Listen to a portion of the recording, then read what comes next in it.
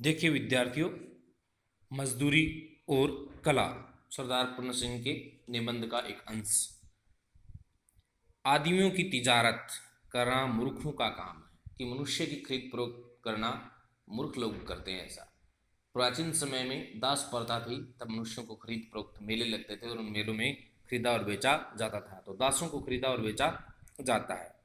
सोने और लोहे के बदले मनुष्य को बेचना मना है कि मनुष्य की कीमत किसी धातु के बराबर नहीं लगाई जा सकती। आजकल भाप की कलों का दाम तो हजारों रुपए है कि भाप की मशीनें बनाई जा रही हैं, अनेक प्रकार के इंजन जो बनाए जा रहे हैं उनकी कीमत तो हजारों रुपए में, परंतु मनुष्य कौड़ी के सौ बिकते हैं, लेकिन मनुष्य की कोई कीमतें नहीं रही। कैसे कि कल कारखाने उन वहाँ बड़े बड़े यंत्र लगे हुए, मशीन लगे हुए हैं, उन मशीनों की बहुत कीमत होती है और वो एक मशीन है वो हजारों व्यक्तियों का कार्य कर देती है। इसलिए उस मशीनों के सामने मनुष्यों का कोई महत्व नहीं रहा। कहने का तात्पर्य है मनुष्य है वो कौड़े के भाव मिलते हैं, तो मनुष्यों को कोई कार्य मिलता ही नहीं है। इसलिए लोहे और धातुओं की कीमत है वो दिन प्रतिदिन बढ़ती जा रही है। सोने और चांदी की प्राप्ति से जीवन का आनंद नहीं मिल सकता कि धन दौलत से ही जीवन आनंदमय नहीं हो सकता। मानसिक संतुष्टि जब तक नहीं होती है तब तक जीवन है वो संतुष्ट नहीं हो सकता। सच्चा आनंद तो मुझे मेरे काम से मिलता है कि इच्छा के अनुरूप, जैसी इच्छा होती है उस इच्छा के अनुरूप अगर कार्य मिलेगा तो ही मानसिक संतुष्टि मिल सकती है। मुझ मुझे अपना काम मिल जाए तो फिर स्वर्ग प्राप्ति की इच्छा नहीं, मनुष्य पूजा ही सच्ची ईश्वर पूजा है। कि कर्म ही क्या होते हैं, मनुष्य को महान बनाते हैं और कर्मों से ही मनुष्य को भगवान की प्राप्ति होती है। इसलिए मनुष्य को अपने मन की इच्छा के अनुसार अगर कार्य मिल जाता है तो उसके लिए भगवान की ही प्राप्ति हो जाती है। गिरजे में क्या रखा है, ईंट पत्थर चुनना कुछ ही कहो, आज से हम अपने ईश्वर की तलाश मंदिर मस्जिद गिरजा और पोथी में न करेंगे। कि मंदिर मस्जिदों में क्या लिखा हुआ है, पत्थर या सीमेंट ही तो रखा हुआ है, मूर्तियां बना करके रखी हुई, वहाँ भगवान की प्राप्ति नहीं होती है। वहाँ तो कुछ चुना और ईंट की पत्थर ही मात्र रखे हुए हैं, इसलिए वो नए ही किताबों में भगवान रखा हुआ है। अगर भगवान को प्राप्त करना है तो वो अपने कर्मों के माध्यम से, सद आचरण के माध्यम से ही प्राप्त किया जा सकता है। अब तो यही इरादा है कि मनुष्य की अनमोल आत्मा में ईश्वर के दर्शन करेंगे कि भगवान है वो मनुष्य के हृदय में विराजमान है और वही भगवान को हम खोजने का प्रयास करते हैं। मंदिर मस्जिद में या किताबों में ग्रंथों में भगवान नहीं उपस्थित होता है।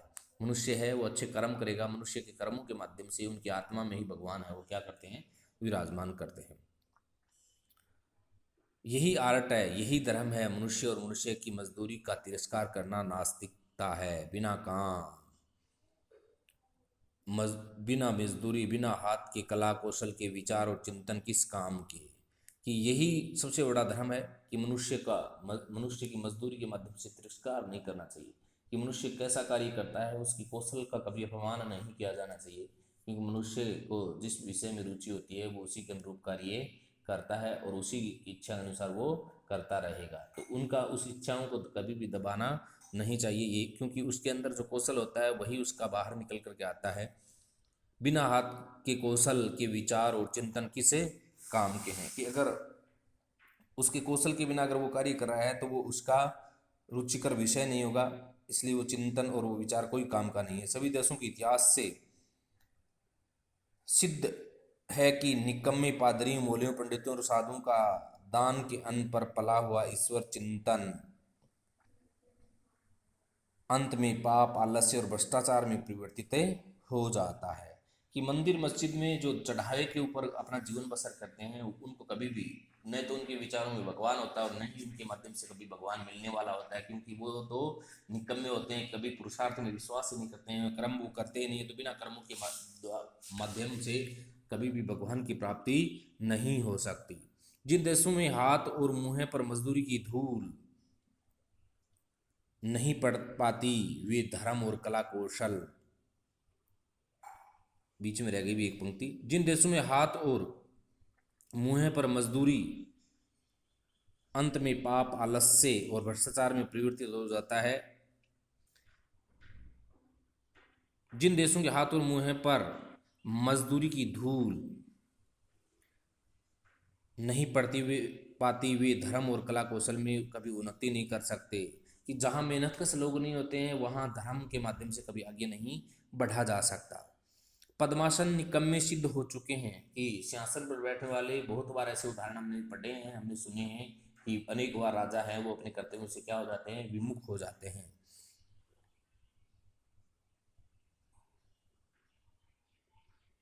वही आसन ईश्वर प्राप्ति करा सकते हैं जिनसे जोतने बोने काटने और मजदूरी का काम लिया जाता है। कि जो पुरुषार्थ करते हैं वही हाथ हैं, वो भगवान की प्राप्ति हो सकती है, बिना उनके बिना पुरुषार्थ के भगवान की प्राप्ति नहीं हो सकती। लकड़ी ईंट और पत्थर को मूर्तिमान करने वाले लोहार बढ़ई मेमार और किसान आदि वैसे ही पुरुष हैं जैसे कवि महात्मा और योगी आदि हैं। कि उनको तो कलम का कौशल होता है और उनके हाथ का कौशल होता है, फर्क उसमें इतना ही होता है, उनकी बातें लिखी हुई होती हैं और उनकी बातें बनाई भी होती हैं। तो वो भी उतने ही प्रसिद्धि के पात्र हैं। किसान है वो फसल उत्पन्न करके लोगों का भरण पोषण करता है, लेखक है वो ज्ञान के माध्यम से करता है, लोगों को जागरूक करता है, लेकिन उसकी अपेक्षा उसका कार्य महान मानना चाहिए लेखक की अपेक्षा किसान का, मजदूर का, लोहार का, बढ़ई का, क्योंकि वो अपनी कौशल के माध्यम से नया रूप देते हैं।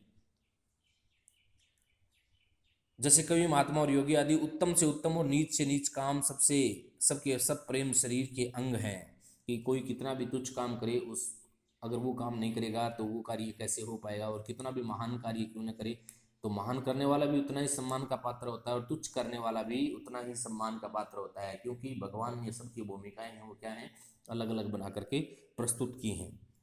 निकम्मे रहकर मनुष्य की चिंतन शक्ति थक गई है। कि जिनको पुरुषार्थ करने की, कर्म करने की जिनमें प्रवृत्ति नहीं होती है, कर्म करने में जिनकी रुचि नहीं होती है, वो मनुष्य क्या हो गए हैं, निकम्मे हो गए हैं, किसी काम के नहीं रहे। बिस्तरों और आसनों पर सोते और बैठे बैठे मन के घोड़े हार गए हैं, सारा जीवन निचूड़ चुका है, समाप्त हो चुका है, उनके जीवन का कोई सार नहीं बचा है, सौपन पुराने हो चुके हैं, आजकल की कविता में नयापन नहीं। कि पुरानी जो रटी रटाई बातें हैं, प्राचीन जो ढर्रे हैं, उन्हीं पर कविताएं लिखी जा रही हैं, नया कोई विषय उपस्थित होकर के नहीं आ रहा है, आमजन को अपना विषय नहीं बनाया जा रहा है, इसलिए कवि भी अपने कर्तव्य विमुख हो रहे हैं। उसमें पुराने जमाने की कविता की पुनरावृत्ति मात्रा है, कि पहले जैसे विचार थे वैसे ही विचार आज भी लोगों के सामने प्रस्तुत किए जा रहे हैं। इस नकल में असल की पवित्रता और कुंवारेपन का अभाव है। कि वास्तविक स्थिति है, वास्तविकता आज के युग के अनुसार जो बातें कही जानी चाहिए उन बातों का, उन विचारों का, उन शब्दों का क्या है, अभाव है।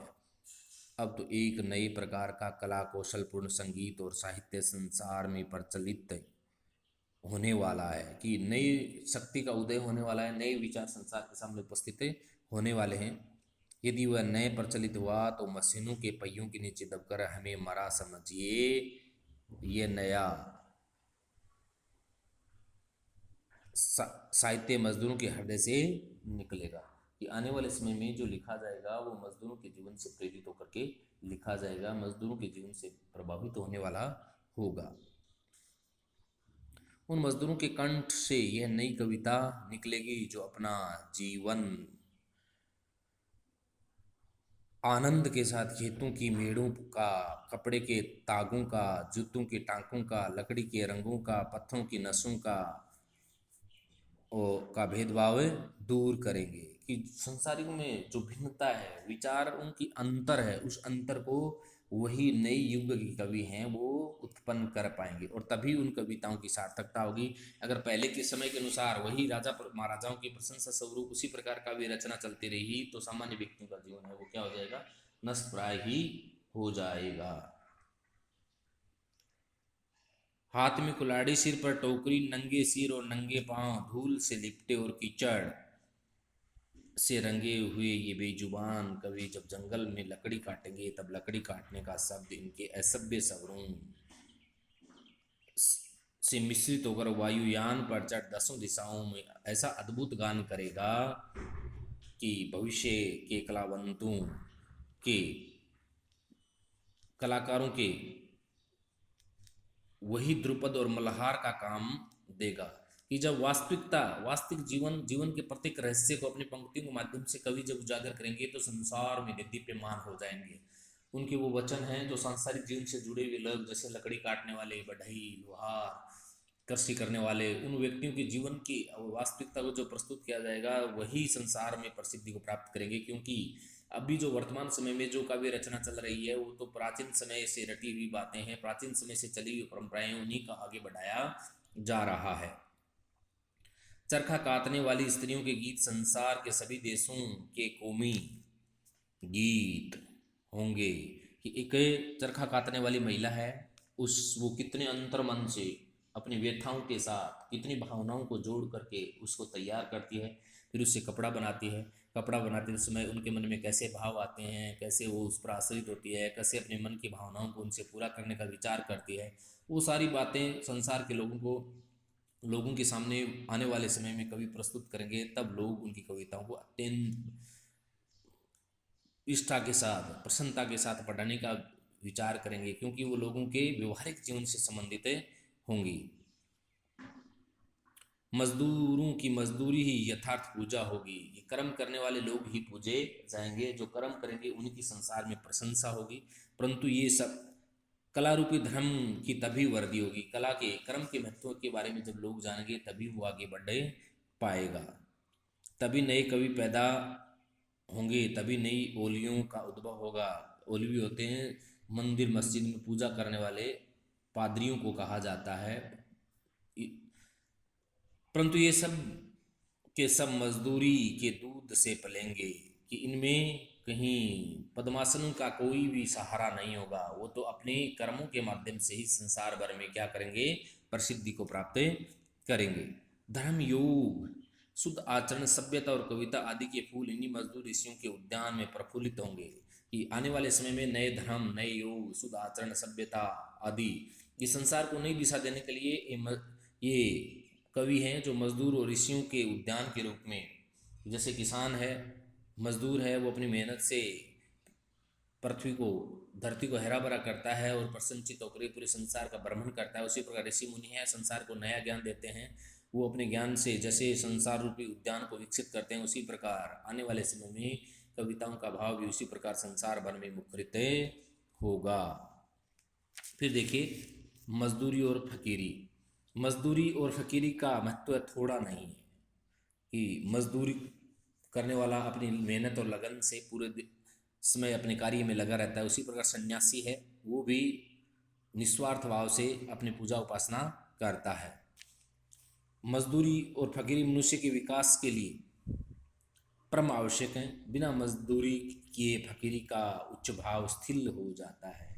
अगर कोई सन्यास का व्रत धारण करता है और वो तपस्या नहीं करता है, तप नहीं करता है, परिश्रम नहीं करता है, कार्य नहीं करता है, तो उसकी फकीरी है, उसकी मजदूरी है, उसका पुरुषार्थ है, वो कोई काम का नहीं है।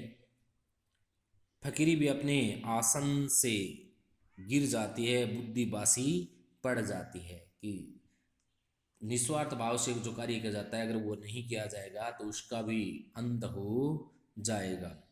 बासी चीज़ें अच्छी नहीं होती। कितनी ही उम्र भर बासी बुद्धि और बासी फकीरी में मगन रहते हैं, परंतु इस तरह मगन होना किस काम का। हवा चल रही है, जल बह रहा है, बादल बरस रहा है, पक्षी नहा रहे हैं, फूल खिल रहे हैं, घास नई, पेड़ नए, पत्ते नए, मनुष्य की बुद्धि और फकीरी ही बासी है। ये सब कुछ प्रकृति है, वो सब कुछ समय के अनुसार परिवर्तित करती रहती है। तो फिर मनुष्यों के विचार, मनुष्यों के कर्म भी एक जैसे नहीं रहने चाहिए। समय के अनुसार क्या होने चाहिए, परिवर्तित होने चाहिए। कि उसी परंपरा के अनुसार आप कर्म करते रहेंगे, कार्य करते रहेंगे। किसान है वो अपना कार्य करता रहेगा तो संसार का भरण पोषण नहीं हो सकता। समय के अनुसार, परिस्थिति के अनुसार मनुष्य को क्या करना चाहिए, अपनी बुद्धि और अपने विचारों को भी परिवर्तित करना चाहिए। ऐसा दृश्य तभी तक रहता है जब तक बिस्तर पर पड़े पड़े मनुष्य प्रभात का आलस्य सुख मनाता है। बिस्तर से उठकर जरा बाग की सैर करो, फूल की सुगंध लो, ठंडी हवा में भ्रमण करो, वृक्षों के कोमल पल्लवों का नृत्य देखो, तो पता लगेगा कि प्रभात समय जागना बुद्धि और अंतःकरण को तरोताजा करना है। कि अगर मनुष्य आलस्य से ग्रसित होकर के एक स्थान पर ही बैठा रहेगा तो वो नए विचार, नई दिशा को नहीं पहचान पाएगा। अगर मनुष्य आलस्य त्याग करके अगर प्रकृति का अनुसरण करेगा तो प्रकृति है वो अपना रूप समय समय, सुबह शाम, दिन में रात में, हर परिस्थिति में बदलती रहती है। इसी प्रकार मनुष्य को भी अपने स्वभाव और अपने पुरुषार्थ, अपने कर्मों को क्या करना चाहिए, परिवर्तित करना चाहिए। बिस्तर पर पड़े रहना, उन्हें बासी कर देना है। निकम में बैठे हुए किसान, बैठे हुए चिंतन करते रहना अथवा बिना काम के शुद्ध विचार का दावा करना मानो सोते सोते खराटे मारना है। कहने का मतलब सौपन लेना है। जब तक जीवन के अरण्य में, जीवन रूपी जंगल में काम के शुद्ध विचार का दावा, जब तक जीवन के अरण्य में काम के शुद्ध विचार का दावा करना मानो सोते सोते खराटे मारना है। जब तक जीवन के अरण्य में पादरी, मौलवी, पंडित, साधु, सन्यासी हल, कुदाल और खुरपा लेकर मजदूरी नहीं करेंगे, तब तक उनका आलस्य जाने का नहीं। तब तक उनका मन और बुद्धि अनंत काल बीत जाने पर मलिन मानसिक आलस्य जुआ खेलती ही रहेंगी। उनका चिंतन बासी, उनका ध्यान बासी, उनकी पुस्तकें बासी, उनका लेख बासी, उनका विश्वास बासी, उनका खुदा भी बासी हो गया है। इसमें संदेह नहीं कि इस साल के गुलाब के फूल भी वैसे ही हैं जैसे पिछले साल के थे, परंतु इस साल वाले ताज़े हैं, इनकी लाली नई है, इनकी सुगंध भी इन्हीं की अपनी है। जीवन के नियम नहीं पलटते, वे सदा एक ही से रहते हैं, परंतु मजदूरी करने से मनुष्य को एक नया और ताज़ा खुदा नज़र आने लगता है। तो मनुष्य जब तक उन्हीं विचारों को दोहराता रहेगा तब तक उसमें कोई परिवर्तन नहीं होगा। और मनुष्य उन विचारों को छोड़ करके जब एक फूल प्रकृति से प्रेरणा लेगा कि प्रकृति है, उसमें हर वर्ष नए फूल आते हैं, उनकी लालिमा नई होती है, उनकी सुगंध भी नई होती है। क्योंकि अगर एक ही एक पुष्प अगर सुगंध लेते रहेंगे तो उसकी सुगंध है वो धीरे धीरे समाप्त होती चली जाएगी, उस सुगंध का कोई महत्व नहीं रहेगा। इसलिए प्रकृति है वो हर वर्ष अपनी समय के अनुसार उसका परिवर्तन करती रहती है, नए फूल विकसित करके नई लालिमा देती है, नई सुगंध देती है। उसी प्रकार मनुष्य को अपने विचार और अपने चिंतन को परिवर्तित करके अपनी लालिमा को फूल के समान अपनी सुगंध, कर्मों की सुगंध को संसार में परिवर्तित करते रहना चाहिए, नए विचार संसार को देते रहना चाहिए।